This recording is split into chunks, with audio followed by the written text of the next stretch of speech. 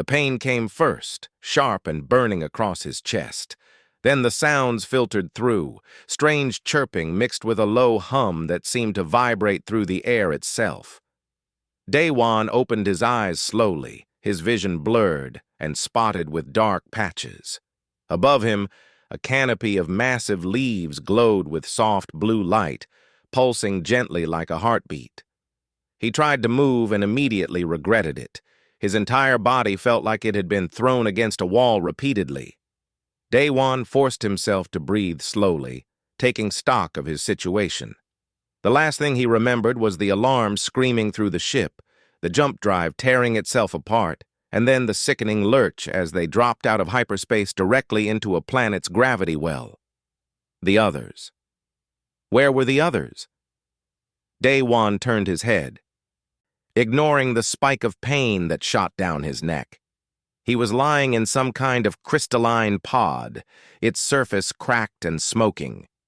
Emergency foam had deployed around him, the hardened gel now flaking away as he moved. Through the shattered viewport, he could see twisted metal scattered across the forest floor.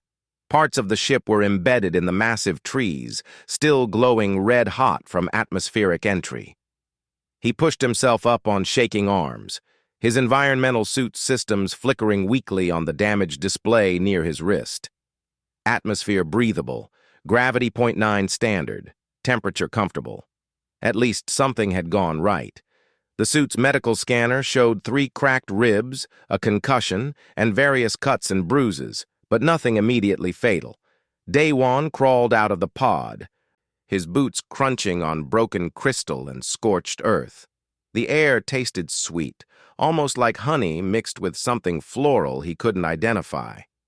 He stood carefully, using a piece of twisted hull for support, and looked around at the alien landscape. The forest was unlike anything in Earth's databases. The trees, if they could be called that, rose hundreds of meters into the sky. Their trunks were smooth and pale, almost white, with that same bioluminescent quality he had seen in the leaves above. Between them, smaller plants grew in riot of colors, purples and oranges and deep reds that seemed to shift in the dim light. 2 moons hung in the sky above, one large and silver, the other smaller and tinged with pink. The larger moon was setting while the smaller one climbed higher. Daewon checked his suit's chronometer, but it had been damaged in the crash. He had no idea what time of day it was on this world, or how long its days even lasted. He made his way through the wreckage, calling out names. His voice sounded small in the vast forest, swallowed by the strange ambient sounds. He found Captain Minseo first, still strapped into her command chair in a section of the bridge that had broken away from the main hull. She hadn't survived the impact. Neither had Jiho, the navigator, or young Mi, the communications officer. Daewon found them one by one, his heart growing heavier with each discovery. He was alone on an unknown world, light years from any human settlement. Daewon forced himself to focus on survival. Grief would come later, but right now he needed shelter, water, and supplies. He spent the next hour salvaging what he could from the wreckage. His emergency kit had survived intact, containing water purification tablets, basic medical supplies, and a small plasma torch. He found several ration packs, a damaged translator device, and most importantly, a survival tent and emergency beacon. The beacon was his priority. Daewon climbed back into the least damaged section of the ship and worked his way to what remained of the communications station. The main transmitter was destroyed, but the emergency backup might still function. He connected his portable scanner to the system and ran diagnostics. The results were not encouraging. The beacon was functional, but its range was severely limited. It might reach a passing ship if one happened to be in the same star system, but the chances of that were minimal. Still, it was hope. Daewon activated the beacon and set it to repeat their distress signal on all standard frequencies. As he worked, he felt it again, that sensation of being watched. He had noticed it earlier but dismissed it as paranoia. Now, as he carefully turned his head, he caught a glimpse of movement between the pale tree trunks. Something was out there, moving from cover to cover, observing him. Daewon's hand moved slowly to the plasma torch on his belt. It was designed as a cutting tool, not a weapon, but it would have to do. He stepped out of the wreckage, scanning the forest carefully. The movement had stopped. Whatever was out there had frozen when he looked directly at it. Minutes passed in tense silence. Then, from behind a cluster of purple ferns, he saw eyes, large eyes, much larger than human, reflecting the bioluminescent light with an amber glow. They were set in a face that was barely visible in the shadows, but distinctly not human. The creature, whatever it was, watched him with an intensity that seemed almost curious rather than threatening. Daewon slowly raised his hands, showing they were empty. He had set the plasma torch down deliberately, hoping the gesture would be understood as peaceful. The eyes blinked, a sideways motion that was distinctly alien. Then the creature retreated, melting back into the forest with barely a sound. He was not alone on this world after all. As the larger moon dipped below the horizon and the smaller one climbed higher, Daewon set up his survival tent near a stream he had located about 50 meters from the main wreckage. The water was clear and cold, and his portable scanner detected no obvious toxins or dangerous microorganisms. He purified it anyway, following protocol, and drank deeply. His ribs ached with every breath, and the concussion was making his head pound. But he had shelter, water, and a small supply of food. He had a functioning distress beacon. He was alive when he had no right to be. Daewon sat at the entrance to his tent as darkness fell, watching the forest come alive with even more bioluminescent light. Insects, or things like insects, danced through the air, leaving trails of green and yellow light behind them. Larger creatures called to each other in the distance, their voices mixing into an alien symphony. And somewhere out there in that glowing forest, those amber eyes were watching him still. He could feel it. A presence just beyond the edge of his firelight. Daewon wondered if it was dangerous, if he should be afraid. But mostly, he wondered if it was as curious about him as he was becoming about it. He fell asleep, wondering what tomorrow would bring, not knowing that his life was about to change in ways he could never have imagined. Dawn arrived with colors Daewon had never seen before. The sky shifted from deep purple to orange, then to a pale yellow-green as the larger moon set and the smaller one faded. He had slept poorly, waking several times to strange sounds and the constant awareness that something was watching his camp. He emerged from the tent stiff and sore, his ribs protesting every movement. The medical gel he had applied the night before had helped, but he would need weeks to fully heal. Daewon checked his supplies, ate a small ration bar, and was purifying more water when he heard it. A soft chirping sound, almost musical, coming from behind him. Daewon turned slowly, his heart racing. Standing at the edge of his camp, no more than 10 meters away, was the creature from the night before. In the morning light, he could finally see her clearly, and the sight made him catch his breath. She was humanoid in basic shape, but that was where the similarities ended. Her skin had an opalescent quality, shifting between pale blue and soft purple depending on how the light hit it. She was tall and slender, perhaps a bit shorter than Daewon himself, with limbs that seemed slightly too long for her body. Her face was angular with those enormous eyes, amber-colored and without visible pupils. They dominated her features, giving her an expression of permanent curiosity. She wore clothing made from what looked like woven plant fibers, dyed in natural colors. Her hair, if it could be called that, was more like delicate tendrils that moved slightly on their own, as if responding to her emotions or thoughts. She tilted her head, studying him with the same intensity he was studying her, and chirped again. The sound was definitely communicative. Daewon could hear variations in pitch and rhythm, like a language. He slowly reached for his damaged translator, moving carefully to not startle her. She watched his every movement with those huge eyes, but showed no sign of fear. He held up the translator and spoke clearly. "Hello, my name is Daewon. I am human." The device sputtered and sparked, displaying an error message. The crash had damaged it more than he thought. He tried again, adjusting settings, but it was no use. The translator could not process her language, or perhaps it simply lacked the proper databases for a completely unknown species. The alien girl tilted her head the other direction, mimicking his frustrated expression with surprising accuracy. Then she pointed at herself and made a longer series of chirps and clicks. She was telling him her name, he realized, but he had no way to repeat those sounds with his human vocal cords. Daewon pointed at himself. "Daewon." Then he pointed at her with a questioning expression. She chirped what was probably her name, a complex series of sounds. Daewon tried to repeat it and failed miserably. She made a sound that might have been laughter, her tendrils bobbing with apparent amusement. He tried again, and again she laughed. Finally, Daewon picked up a stick and drew in the dirt near the stream.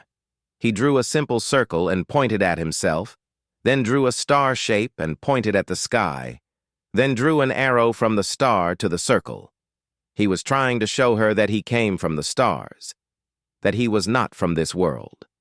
The alien girl leaned forward, her huge eyes fixed on his drawings. She reached out hesitantly, and when he nodded encouragement, she picked up another stick. She drew several circles around his star, then pointed at one specific circle and then at the ground. She understood. She was showing him that she knew this was one world among many circling a star. Daewon felt a thrill of excitement. She was intelligent, possibly very intelligent. This was not some primitive creature stumbling through the forest. This was a person, someone he could potentially communicate with despite the language barrier. They spent the next hour drawing in the dirt. She showed him her village, represented by a cluster of circles among the trees. He showed her his ship, trying to explain it was broken. She drew various plants and animals, teaching him what was safe and what was dangerous. He drew fire, and her reaction was immediate and shocked. She stared at him, then at his drawing, then made urgent chirping sounds while touching the stick to the dirt where he had drawn flames. She had never seen fire before. Her people did not know how to make it. Daewon carefully pulled out his plasma torch, showing her but not activating it yet. She backed away slightly, uncertain.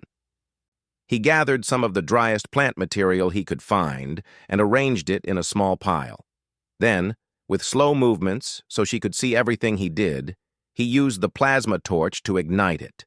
The alien girl jumped back as flames sprang to life. She made high-pitched sounds that were definitely alarm, but she did not run away. Instead, after a moment, she crept closer, staring at the fire with fascination. She reached toward it, and Daewon quickly caught her hand, shaking his head. He held his own hand near the flames, showing the heat without touching, then mimed pain. She understood immediately. Fire was dangerous but useful. She watched him boil water over the small fire, her eyes wide with amazement. When he let her touch the warm pot afterward, she made excited chirping sounds and practically danced in place. As the day progressed, the alien girl proved to be an enthusiastic student and teacher. She brought him fruits from the forest, testing each one to see if he could eat them. Most made his portable scanner light up with warnings about incompatible biochemistry, but a few registered as safe. She showed him plants to avoid, ones with thorns or poisonous sap, and led him to a better water source deeper in the forest. In return, Daewon showed her more human technology. His flashlight amazed her. She clicked it on and off dozens of times, laughing that strange musical laugh. His multi-tool, with its various folding implements, kept her occupied for nearly an hour as she carefully examined each part. but it was the simple machines that truly captured her attention. Day-Wan found a large rock he needed to move and used a long branch as a lever to shift it. She watched intently, then immediately found her own rock and branch and tried it herself. When it worked, she made triumphant chirping sounds and did it again and again, each time with larger rocks. She understood the principle instantly. Day-Wan realized he was dealing with a mind that could grasp abstract concepts quickly. He showed her a simple pulley using rope salvaged from the ship, demonstrating how it changed the direction of force. Within minutes, she had built her own version and was experimenting with it. As the afternoon wore on, Day-Wan felt the strangeness of the situation hit him. Yesterday he had been alone, the last survivor on an alien world. Today he had a friend, or at least the beginning of one. This curious, intelligent alien girl had approached him without fear, willing to learn and teach despite the vast differences between them. She showed no signs of leaving. In fact, she seemed to have decided to adopt him as her personal research project. She examined everything about him, from his clothing to his hair to the way he walked.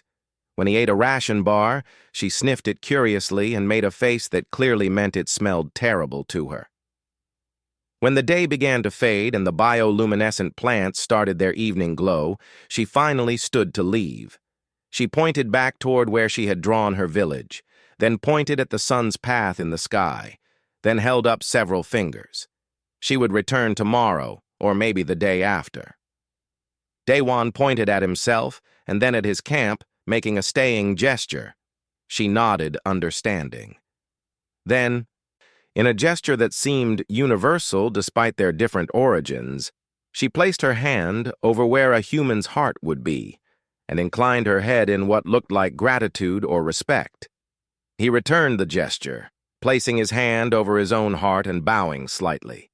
She turned and disappeared into the glowing forest, moving with a grace that made barely a sound. Day-Wan watched her go, then looked down at the drawings in the dirt, the simple machines they had built together, and the cold remains of the fire. He was still stranded light years from home, still injured and alone. But now he had hope.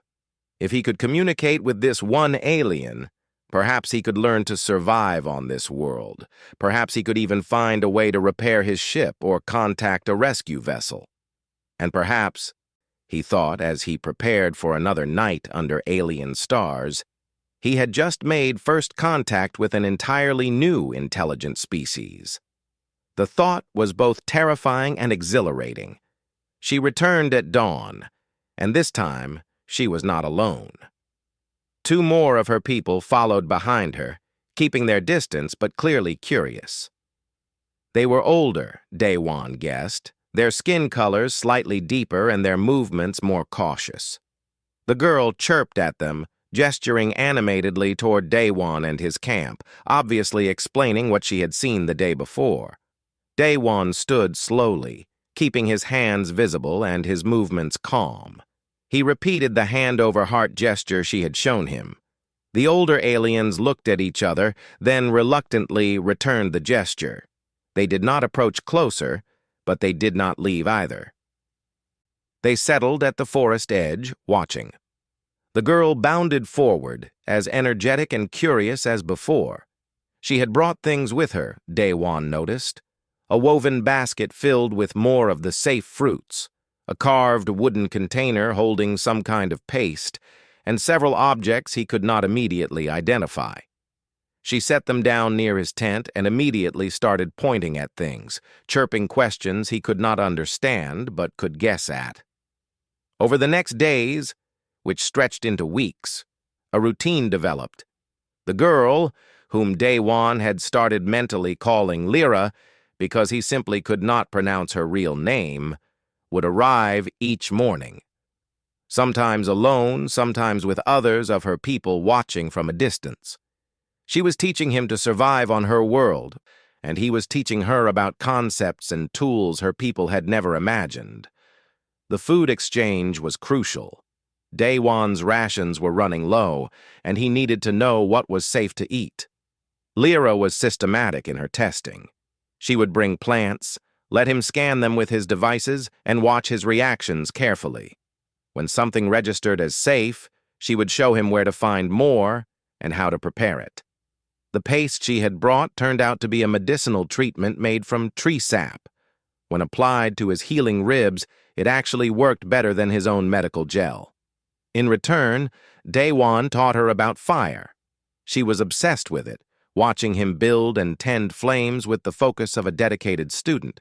He showed her how to select dry wood, how to arrange it, how to control the size and heat. Her people had somehow developed without ever discovering fire, relying instead on raw foods and bioluminescent light. The concept that you could change materials with heat, that you could cook food and purify water and shape tools, was revolutionary to her. He taught her other things, too. Simple mathematics first, drawing numbers in the dirt and showing how they related to counting objects. She picked it up instantly, then began showing him her people's own counting system, which was based on groups of 8 rather than 10. They spent an entire afternoon translating between the systems, and Daewon could see her mind working, making connections and extensions he had not even thought to show her. Physics came next.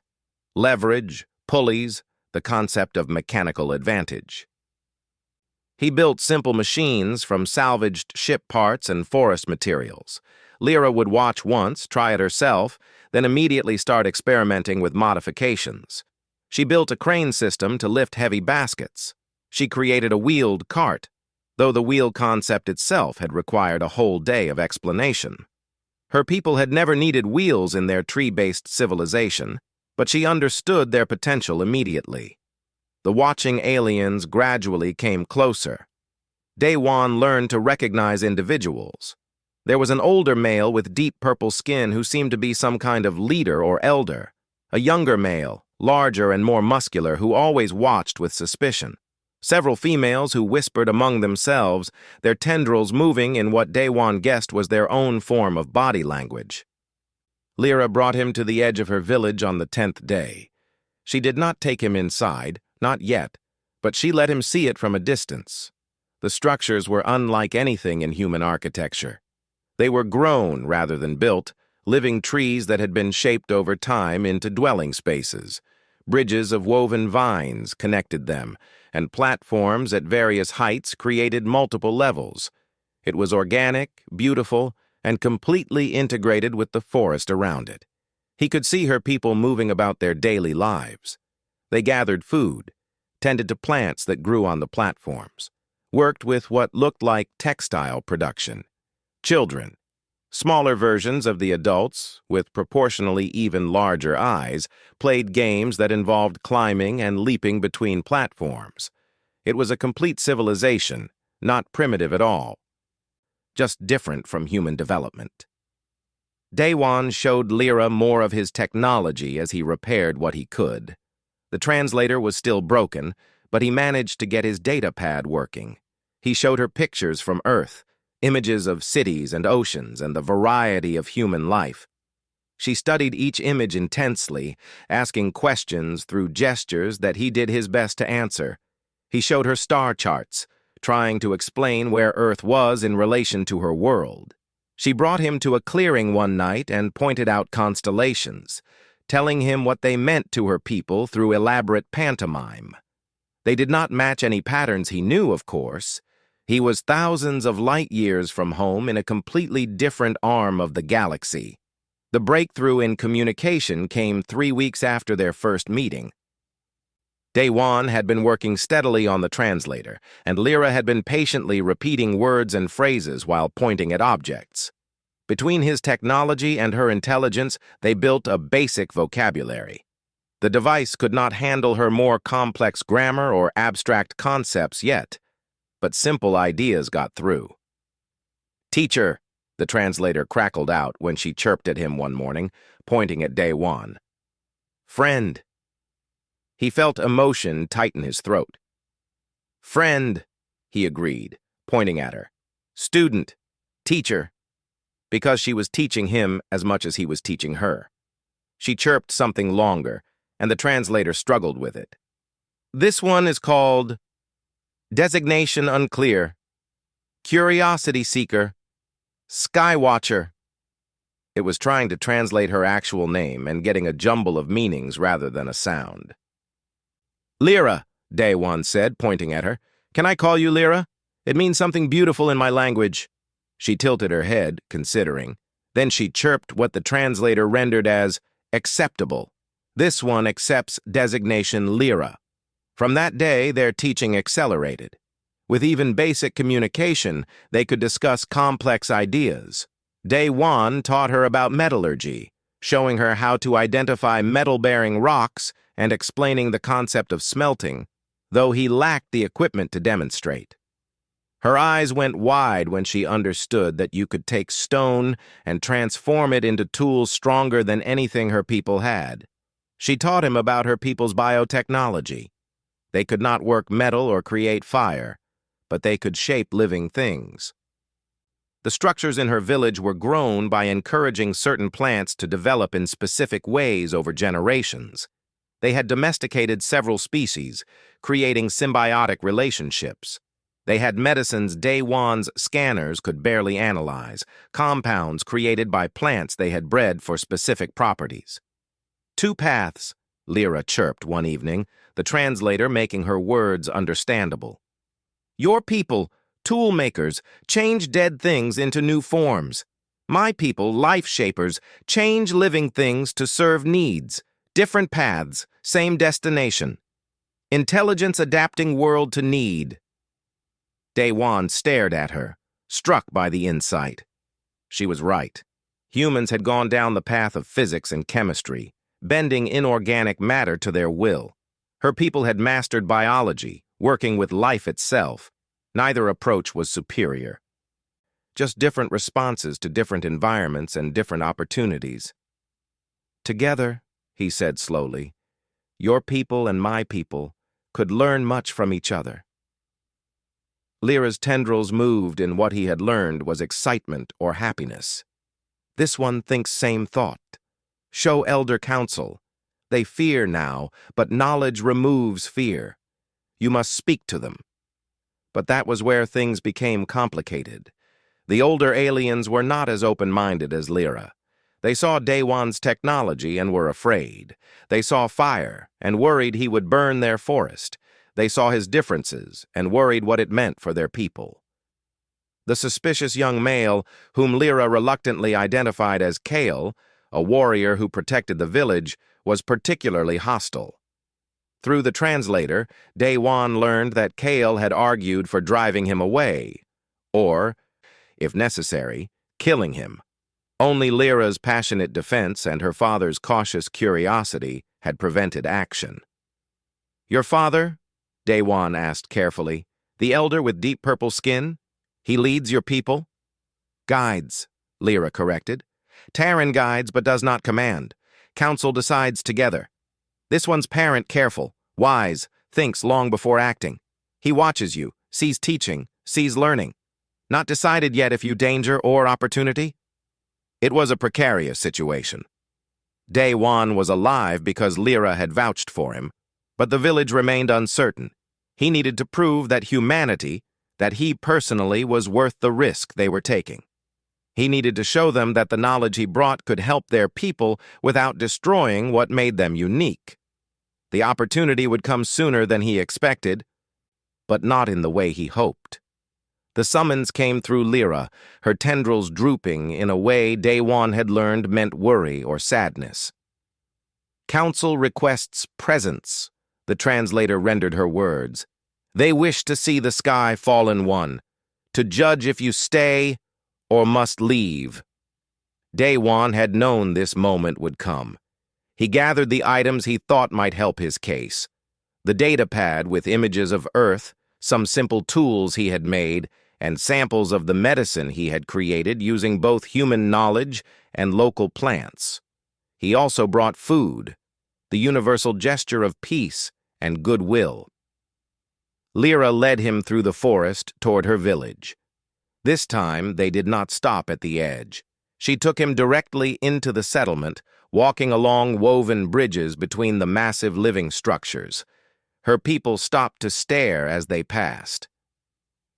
Children hid behind adults, their enormous eyes peeking out with a mixture of fear and curiosity. Warriors like Kale stood with weapons, simple spears and clubs made from hardened wood, watching his every movement. The council met in the largest structure, a hollow in an ancient tree that had been grown and shaped over centuries. Inside, bioluminescent fungi provided light, creating a space that was both beautiful and slightly intimidating. 7 elders sat in a semicircle, and Daewon recognized Terran, Lyra's father, at the center. Lyra chirped a formal greeting, and the translator worked to convey the ceremony. Daewon bowed in the human fashion, then repeated the hand-over-heart gesture he had learned. The elders returned it, some more reluctantly than others. Terran spoke first, his voice deeper than Lyra's but with the same musical quality. The translator struggled with formal speech patterns but conveyed the basic meaning. Sky Fallen One, you bring strange knowledge to our forest. You make fire that burns. You create tools we do not understand. You speak of worlds beyond our sky. The council must know. Are you danger to our people? Daewon chose his words carefully. Honored elders, I am one person, alone and far from home. I crashed on your world by accident, without your daughter's kindness. He nodded toward Lyra. I would have died. I mean no harm to your people. I only wish to survive and, if possible, share knowledge that might help both our peoples. Another elder, a female with skin that had faded to almost white with age, spoke. Your fire frightens us. The forest is our home, our life. Fire could destroy everything. Fire is a tool, Daewon explained. Like any tool, it can help or harm depending on how it is used. I can teach you to control it safely. With fire, you can purify water, cook food to make it safer and taste better, keep warm in cold seasons, and shape materials in new ways. I have used fire near your forest for many days now, always safely. Kale stood from where he had been guarding the entrance. Your metal tools cut our sacred trees. Your strange lights disturb the night creatures. Your presence breaks the natural order. How do we know you will not bring more of your kind to conquer our world? It was a fair question, and Daewon respected the warrior for asking it directly. I cannot bring my people here even if I wish to. My ship is destroyed. My communication device has limited range. I am likely to spend the rest of my life on your world, with your permission. As for your trees, I apologize. I did not know they were sacred, and I needed materials to survive. I will respect your sacred places if you teach me where they are. Lyra stepped forward, her tendrils moving with agitation. She chirped rapidly, and the translator worked to keep up. Council, this one has spent many days with Sky Fallen One. Name is Daewon. He teaches knowledge our people never discovered. Look what this one learned. She pulled out a small cart she had built, demonstrating the wheel and axle. She showed them rope and pulley systems, explaining mechanical advantage. She demonstrated how to use leverage to move heavy objects. The elders leaned forward, interested despite their concerns. More than tools, Lyra continued. Daewon teaches thinking methods, ways to test ideas, to measure and calculate. His people reached for stars because they learned how to learn. We could do same. Terran studied his daughter, then turned his gaze to Daewon. You fill young head with dreams of sky, but we are forest people. We do not need metal and fire and star-reaching thoughts.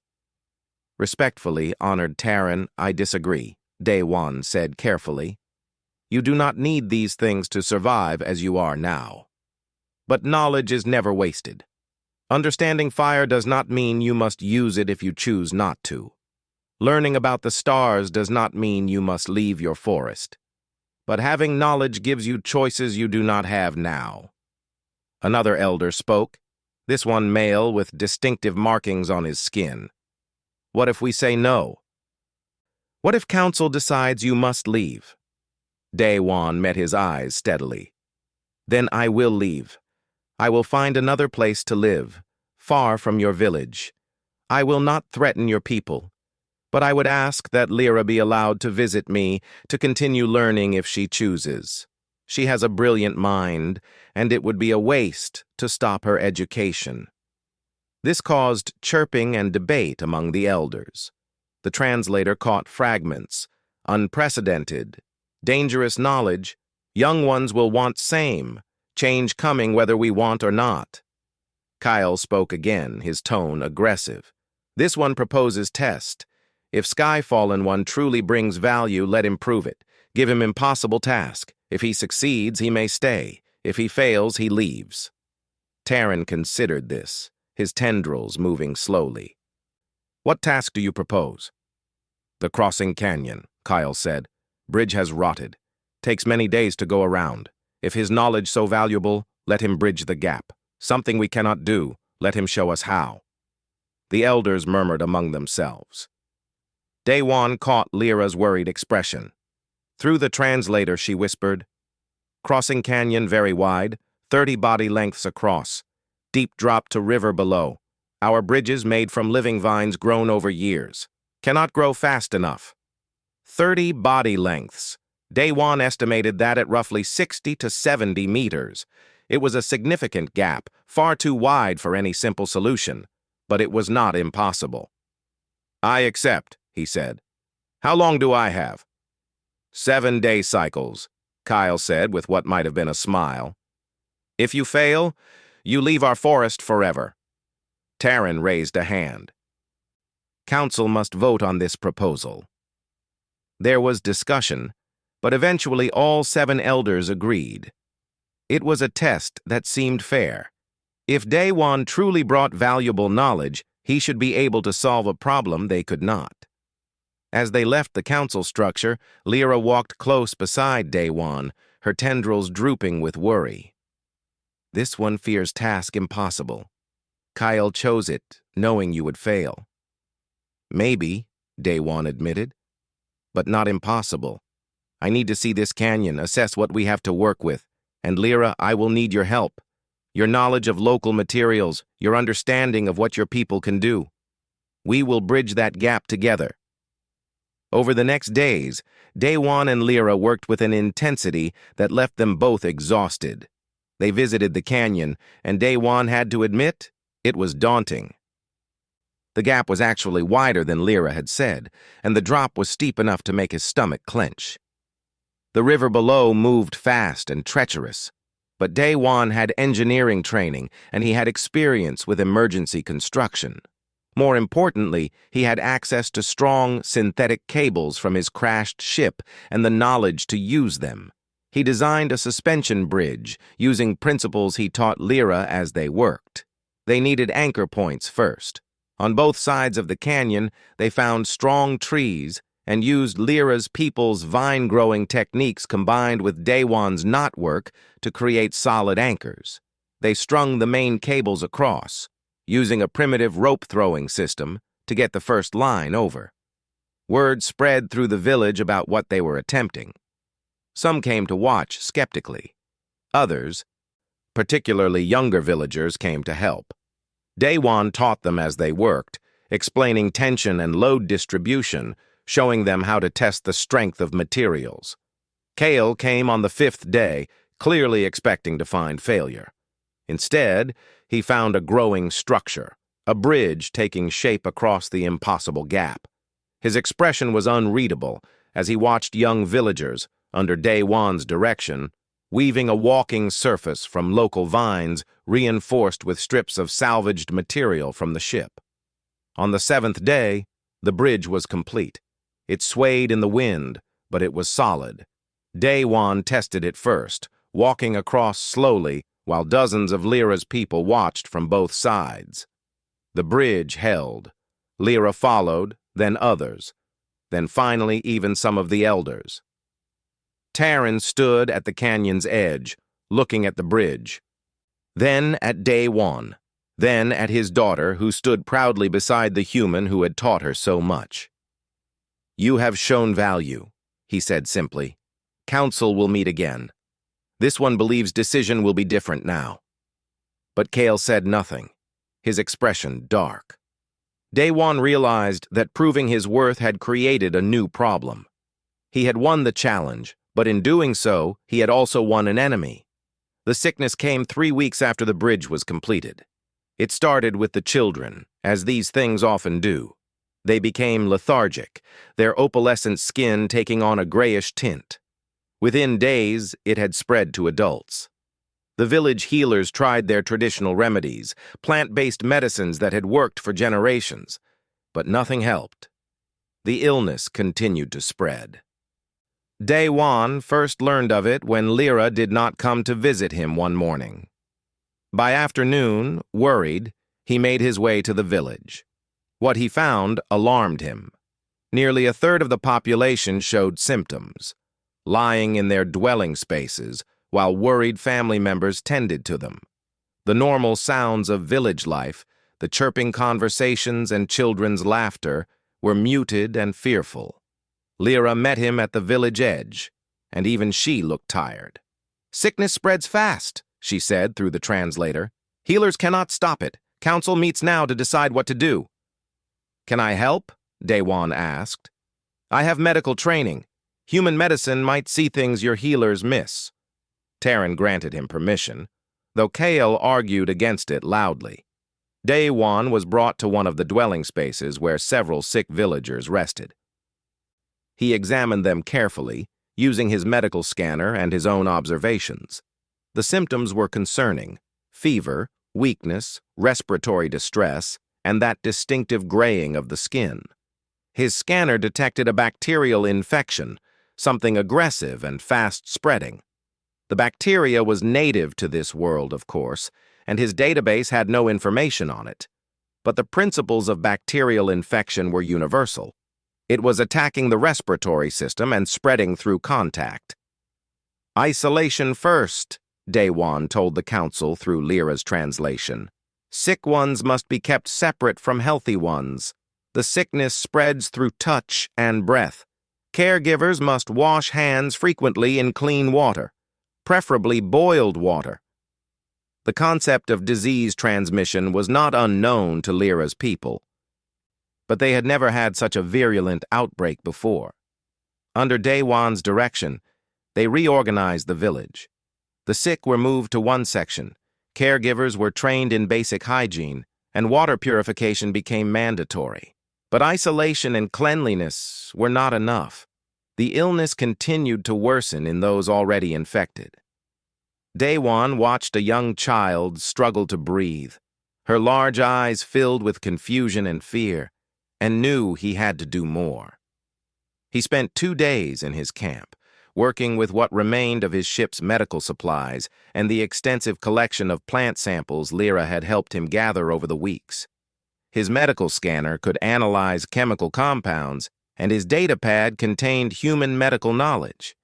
If he could identify the right combination of compounds, he might be able to create an antibiotic that would work on this alien bacteria. The problem was that most Earth antibiotics would not work on alien bacteria. The biological chemistry was too different, but some principles remained constant. He needed something that would disrupt the bacteria's cell walls or interfere with its reproduction, and it had to be safe for Lyra's people. He tested dozens of plant compounds, running them through simulations on his datapad, comparing them to known antibiotic mechanisms. Lyra brought him more samples, describing which plants had what properties in her people's traditional medicine. Her knowledge was invaluable. She knew which plants reduced inflammation, which fought other types of infections, which were safe and which were toxic. On the 3rd day, working through the night by the light of his few remaining electric lamps, Daewon found a promising combination. 3 different plant extracts, when mixed in specific proportions and combined with a synthetic compound from his medical kit, showed strong antibiotic properties in his scanner's simulations. The mixture should be safe for Lyra's people based on their biochemistry. Should be. It was not certain. But children were dying, and doing nothing was not an option. "I need to test it," he told Lyra. On someone sick. It could help, or it could make things worse. I cannot be certain. Lyra's tendrils moved with determination. Test on this one. You are not sick, Daewon protested. Not yet, but exposed to sickness many times. This one trusts you, Daewon. Trust your medicine. He refused to test it on her. But word of his potential cure spread through the village. An elder who had fallen ill, the ancient female who had questioned him in the first council meeting, volunteered. This old one has lived long life, she said through the translator. If medicine works, young one saved. If not, this one goes to forest, knowing she tried to help. With the council's permission and the elder's consent, Daewon administered the first dose. He stayed beside her through the night, monitoring her vital signs with his scanner, watching for any adverse reactions. Lyra sat with him, holding the elder's hand, singing soft songs in her own language. By morning, the elder's fever had dropped. Her skin was returning to its normal opalescence. She was breathing easier. It was working. Daewon prepared more of the medicine. Teaching Lyra and other villagers how to mix it properly, they administered it to the other sick villagers, starting with the children. The results were not instant, but they were consistent. Within 2 days, every patient showed improvement. Within a week, the outbreak was over. The village held a celebration when the last patient recovered. It was a solemn affair, acknowledging those few who had died before the medicine could help them, but also grateful that the outbreak had been stopped. Daewon was honored with gifts, woven cloth, carved items, precious stones from the forest. But the real gift was the change in how the villagers looked at him. The fear was gone, replaced by acceptance and gratitude.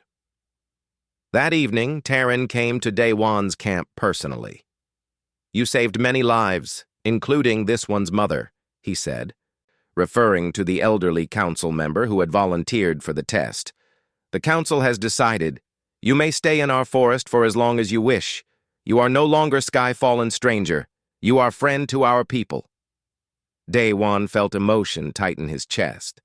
After months of uncertainty, he finally had a place here. Thank you, honored Terran. It is I who am grateful.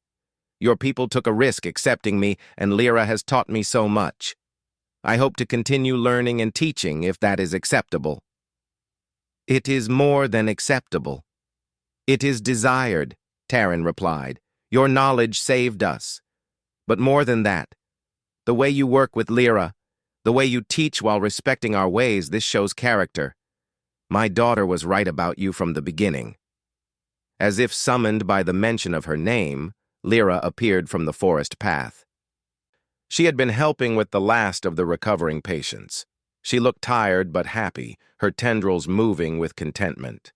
Terran looked between his daughter and the human, and Daewon could see understanding in the elder's eyes. Lyra had not just been learning human knowledge. She had been building something rarer and more valuable, a genuine friendship that crossed the vast gulf between species. There is more to discuss, Terran continued. Now that you are accepted, we must think of future. Other villages should learn of your knowledge. Young ones like Lyra should study with you, and you must teach us how to reach beyond our forest, to understand the larger universe you come from. I would be honored, Daewon said, but I must be honest. My knowledge is limited to what I carry in my mind and what remains in my ship's computers. I can teach what I know, but humanity's full knowledge is vast. For that, we would need to contact my people. Your signal box, Lyra said, using her term for the distress beacon. It still calls to the sky? Yes, but its range is short. Unless a ship happens to pass through this system, it will not be heard. Daewon had accepted this reality weeks ago. The chances of rescue were minimal. Terran nodded slowly. Then we have time. Time to prepare our people for the knowledge you bring. Time to build understanding. When your people come, if they come, we will be ready to meet them not as primitives to be pitied, but as civilization in our own right. It was a wise perspective, and Day One respected the elder even more for it. Taran was not just thinking about immediate benefits, but about his people's long-term future and dignity. Over the following weeks, a new routine developed. Day One moved his camp closer to the village with permission. Young villagers, including several who had helped build the bridge, became regular students. He taught them mathematics, physics, and basic engineering. They taught him their language, their forest lore, and their biotechnology techniques. Lyra remained his closest student and collaborator. Together they began documenting everything. She learned to write in both her people's written language, which used symbolic representations, and in human writing systems.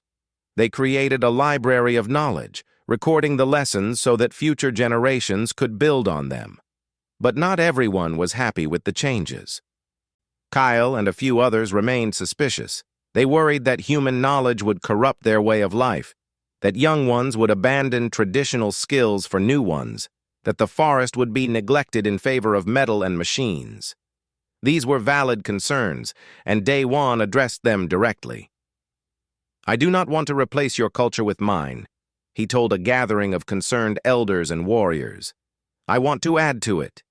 You have survived and thrived in this forest for countless generations. That wisdom should be preserved, but new knowledge does not erase old knowledge unless you let it. You can be both forest people and star-knowing people." The debate continued, but gradually, even the skeptics had to admit that life was improving. The bridge made trade easier with distant villages. Fire allowed new food preservation techniques. Better tools made work less laborious. And most importantly, not a single person had died from the sickness outbreak, whereas such diseases had decimated villages in the past. Humanity's worth had been proven not through conquest or domination, but through cooperation, medicine, and the sharing of knowledge with respect for those receiving it. 4 months after the crash, Day One was working on salvaging more components from the ship's wreckage when his scanner picked up something it had not detected before. Deep in the main hull, protected by layers of shielding, was a backup power cell that still held a charge. It was small, probably not enough to power anything major, but it was something. An idea began to form. If he could boost the distress beacon's power, even temporarily, he might extend its range significantly. It would drain the power cell completely, giving him only one chance, but one chance was better than none. He spent the next 2 weeks carefully extracting the power cell and repurposing parts from various ship systems. Lyra helped, her quick mind grasping electrical principles as fast as he could explain them. She had become his assistant in the truest sense, understanding enough to anticipate what he needed and why. "You try to call your people," she observed, watching him splice together incompatible systems. "If they hear, they will come for you." "Yes," Day One admitted. He had not hidden his work or his purpose. "And then you leave." It was not a question. Her tendrils drooped slightly, though she tried to keep her tone neutral. Day One stopped working and looked at her. Over these months, Lyra had become more than a student, or even a friend. She was like the sister he had never had, brilliant and curious and kind. The thought of leaving her caused an ache in his chest he had not expected. "If a ship comes, yes, I would have to go. My people would need to know what happened, that I survived. And," he paused, choosing his words carefully, "and I would need to convince them to come back, to establish contact with your people properly, to set up trade, knowledge exchange, maybe an embassy." "You would return?" Hope colored her voice. "I would try, but I cannot promise. Space travel is complicated, and I do not know what political situation I will return to. I have been missing for months. My ship's crew is dead. There will be investigations, reports, decisions made by people far above my rank." He saw her confusion at some of the terms and simplified. "Many complications. But I would try to return, or at least ensure others come to continue what we have started. Lyra was quiet for a moment, processing this. This one understands. Your people need to know they're missing sky traveler lives, and my people need your people's knowledge if we are to reach beyond our world someday. Personal feelings not more important than these things. Her maturity struck him. She was young by her people's standards, barely into adulthood, yet she could see beyond immediate emotions to larger necessities. It was one of many reasons he had come to respect her so deeply. Your people will reach the stars, Daewon said with conviction, with or without human help. You are too intelligent, too curious to stay bound to one world forever. It might take generations, but you will get there. Faster with help, Lyra pointed out practically. Faster if you return. They completed the modifications 3 days later. The boosted beacon would transmit for approximately 6 hours before the power cell died. After that, Daewon would be back to hoping a ship randomly passed close enough to detect his standard emergency signal. It was now or never. The entire village gathered to watch. They did not fully understand what Daewon was attempting, but they knew it was important. Taran stood beside his daughter, his expression thoughtful. Even Kale was present, though he kept his distance. Daewon checked his connections one final time, then activated the beacon. The system hummed to life, drawing power from the salvaged cell. His scanner showed the transmission reaching out into space, broadcasting on all emergency frequencies, stronger than it had been since the crash. He sent his location, his survival status, and a brief mention of having made contact with an intelligent species. Now all they could do was wait. The first 3 hours passed with no response. Daewon tried not to hope too much. Space was vast, and the chances that any human ship was within range were still slim. The gathered villagers began to drift away, returning to their daily tasks. Even Lyra left to help with food preparation, though she kept glancing back toward where Daewon maintained his vigil. 4 hours, 5 hours. The power cell was draining faster than calculated, the makeshift connections less efficient than he had hoped. Daewon watched the power gauge drop, his heart sinking. This had been his one real chance, and it looked like it would fail. Then, at 5 hours and 40 minutes, his scanner chirped. Incoming transmission detected. Attempting to lock on frequency. Signal weak, but present. Daewon's hands shook as he made adjustments, trying to clarify the signal. A voice crackled through, breaking up badly but definitely human, speaking in Korean. This is cargo hauler.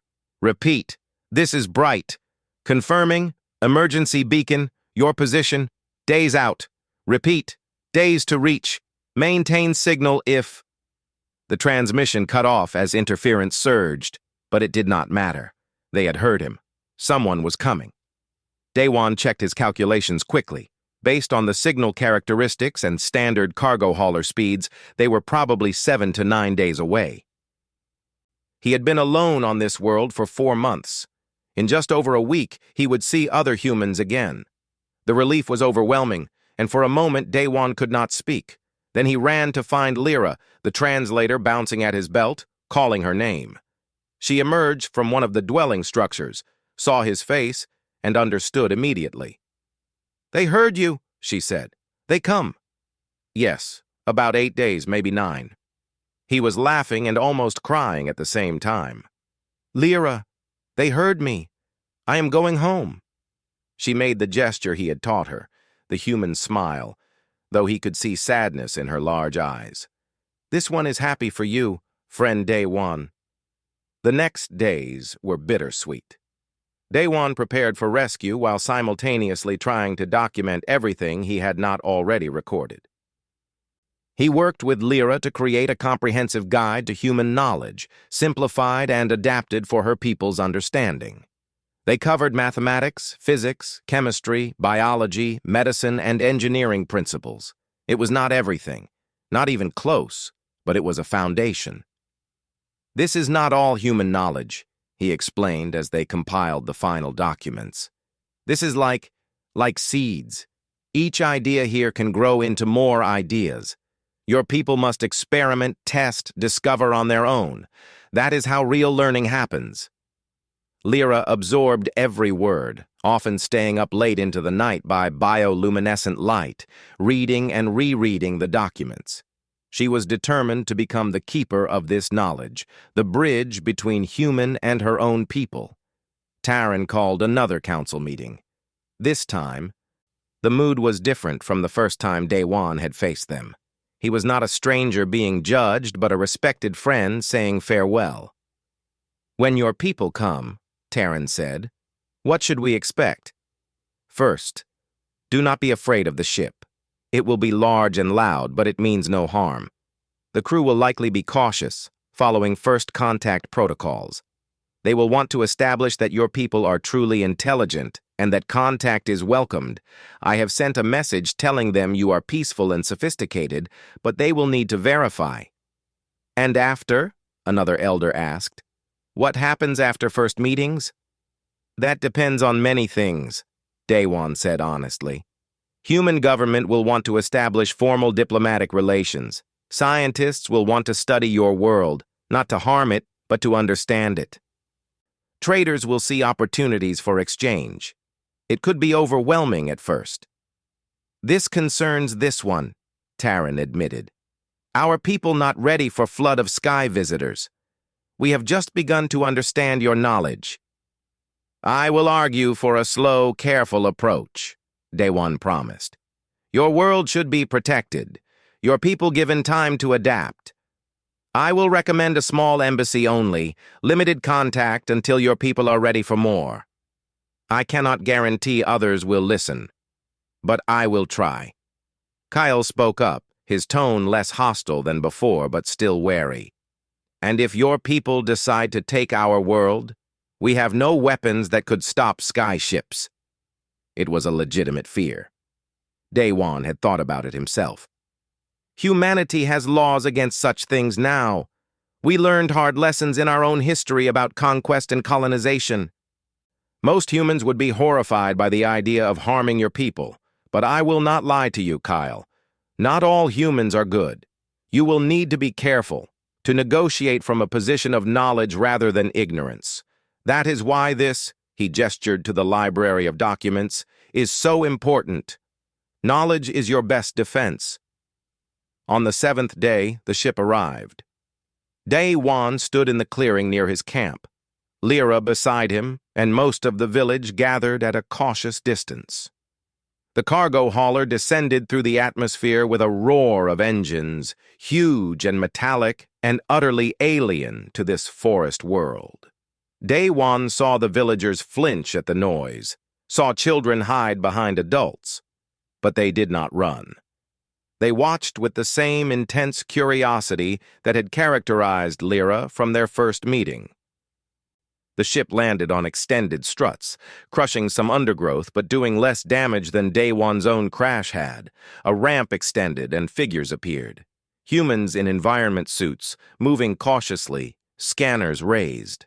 The leader removed his helmet and Daywan recognized the insignia of a ship's captain. The man was older, weathered, with sharp eyes that took in everything.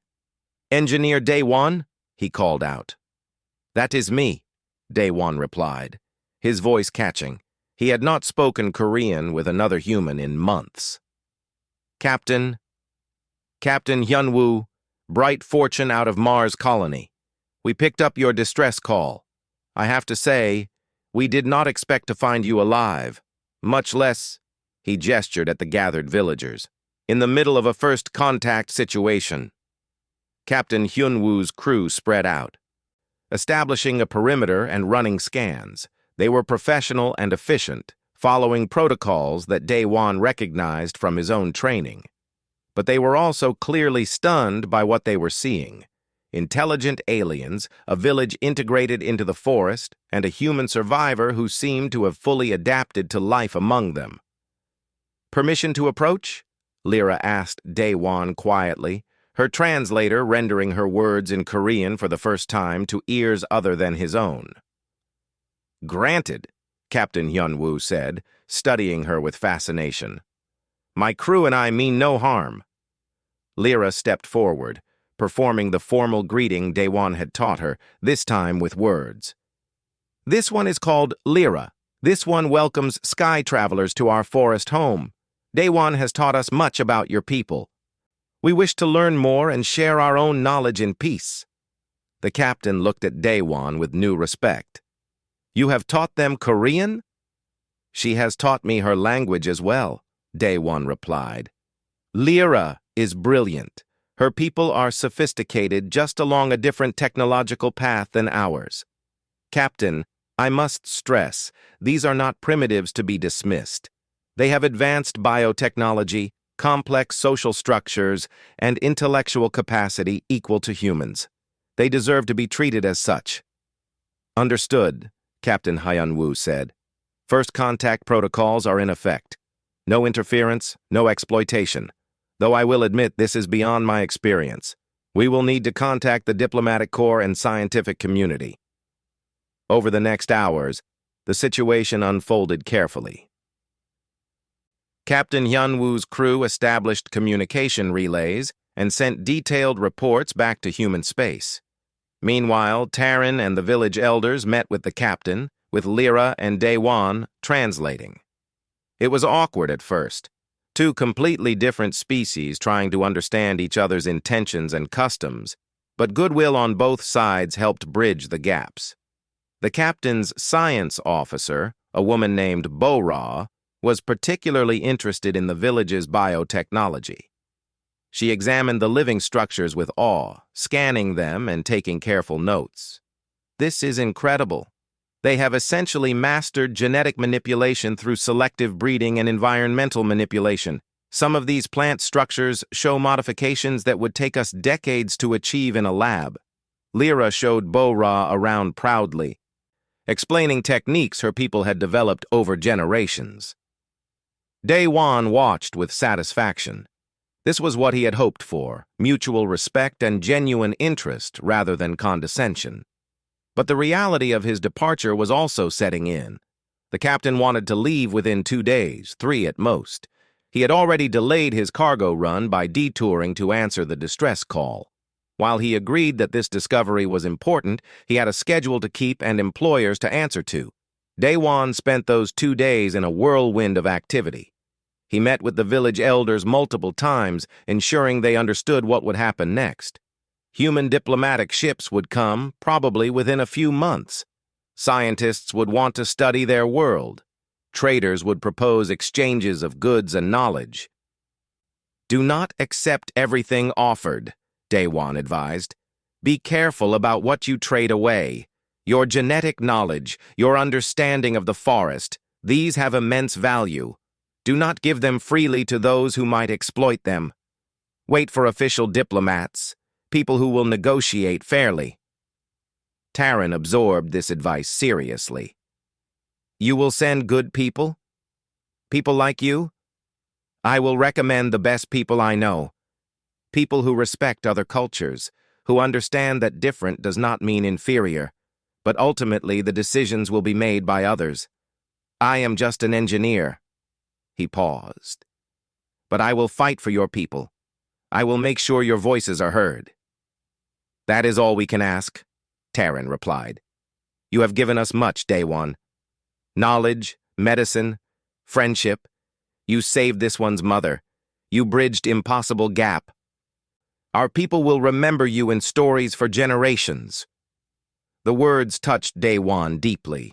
He had come to this world by accident, expecting to die alone. Instead, he had found a purpose and connections deeper than he could have imagined. His hardest farewell was with Lyra. On the final evening before departure, they sat together at the edge of the village, watching the twin moons rise. The forest glowed around them with bioluminescent light, beautiful and peaceful. This one will miss you, Lyra said quietly. You are best friend this one ever had. Teacher, partner in learning, fellow seeker of knowledge.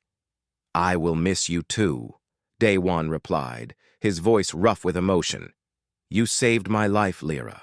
not just by bringing me food and showing me how to survive. You saved my life by giving me a reason to keep going. You reminded me why I became a scientist in the first place, the joy of discovery and learning. Will you truly try to return? She asked. I will try with everything I have. I cannot promise I will succeed. The bureaucracy of human space is complicated, and I may not have the influence to make it happen. But I will argue for an exchange program. Scientists and scholars from both our peoples, learning together. If such a program exists, I will volunteer to return immediately. This one will be here, Lyra said firmly. This one will learn everything possible from the documents you left. Will become expert in human knowledge and my people's knowledge both. When you return, if you return, this one will be ready to work together again. He pulled something from his pack, a small device he had spent his spare time building. This is a data pad, simplified version. It contains all the documents we made together plus images from Earth, music, stories. It has a solar charger, so it should last years if cared for properly. I want you to have it. Lyra took it carefully, her large eyes reflecting the screen's glow as she activated it. Images of Earth cities and oceans scrolled past. This one will treasure this. We'll learn from it every day. She reached into a pouch at her side and pulled out something wrapped in woven cloth. This one has gift also. She unwrapped it to reveal a crystal about the size of Daewon's fist that glowed with soft blue bioluminescence. From the sacred grove, the oldest part of forest, normally forbidden to take, but elders gave permission for this, it will glow for many years, reminder of this world and this one's people. Daewon accepted it reverently. It was warm in his hands, pulsing gently with light like a heartbeat. I will keep it always, and every time I look at it, I will remember my time here. I will remember the brilliant young person who approached a strange alien without fear, who saw opportunity for learning where others saw danger. They sat in comfortable silence for a while, neither wanting the moment to end. Finally, Lyra spoke. Your people, when they come, tell them something for this one. Tell them that humanity's greatest gift is not metal tools or fire or ships that fly between stars.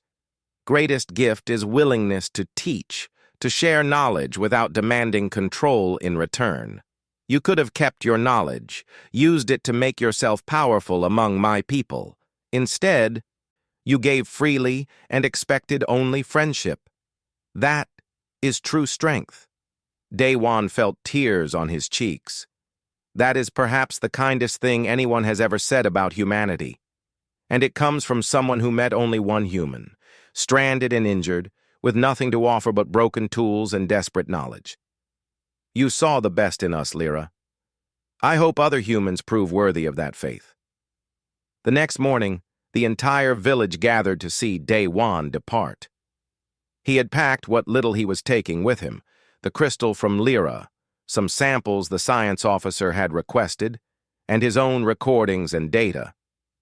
Everything else he left behind for the villagers, tools and equipment they could study and learn from. Captain Hyunwoo stood by the ship's ramp, respectful but clearly eager to depart. We need to launch soon. The diplomatic corps has been informed, and they are already assembling a proper first contact team. This world will be under protected status within the month. No exploitation, no unauthorized landings.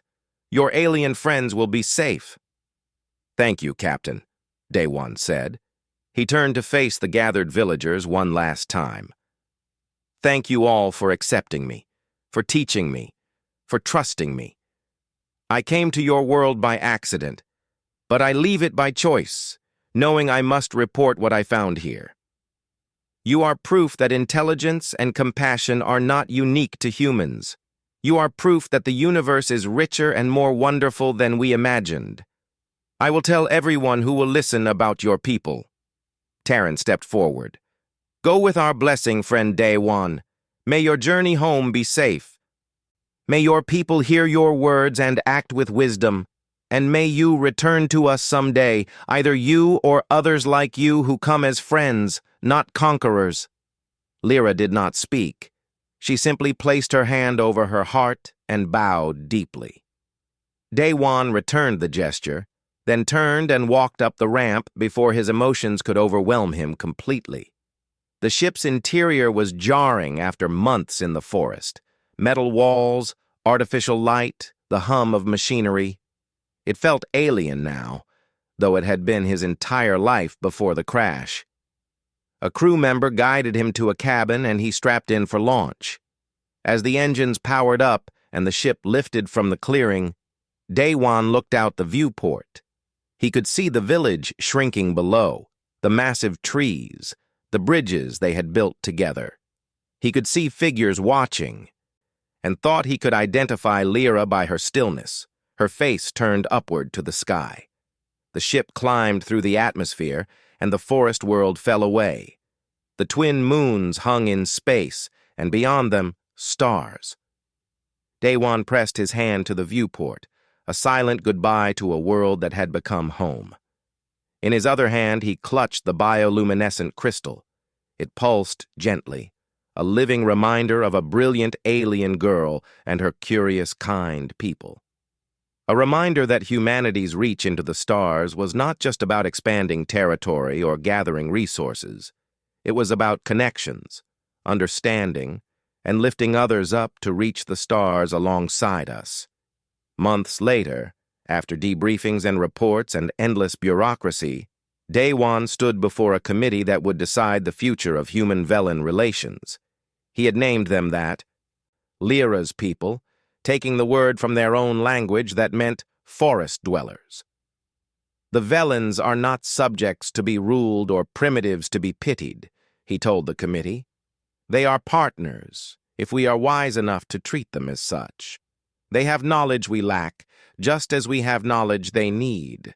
Together, both species can achieve more than either could alone. That is the human way, or it should be. We do not thrive by conquering. We thrive by connecting, by building bridges between different peoples and different worlds." The committee listened, and in time they agreed. A diplomatic mission was authorized. A knowledge exchange program was established, and when volunteers were requested for the first cultural ambassador position, Daewon's application was approved immediately. He returned to the forest world 8 months after leaving it, this time on a proper diplomatic ship with a small team of scientists and scholars. They landed in the same clearing, now marked by a monument the Velens had built, a carved stone depicting a human and a Velen standing together, hands raised to the stars. Lyra was there waiting, older now, more confident. She had spent those months mastering every document he had left, teaching other young Velens, preparing her people for this new era. When she saw him descend the ramp, her tendrils danced with joy. "You returned," she said simply. "I promised I would try," Daewon replied, smiling, "and I always keep my promises to friends." They walked together into the village, into a future neither could fully predict, but both would help shape. Behind them, human and Velen crew members began the careful work of building something unprecedented, a true partnership between two intelligent species, founded on mutual respect and the simple courage of one alien girl who had approached a crashed spaceship with curiosity instead of fear. The universe was vast and full of wonders, and humanity, at its best, did not conquer those wonders. It shared them, learned from them, and helped others reach for the stars.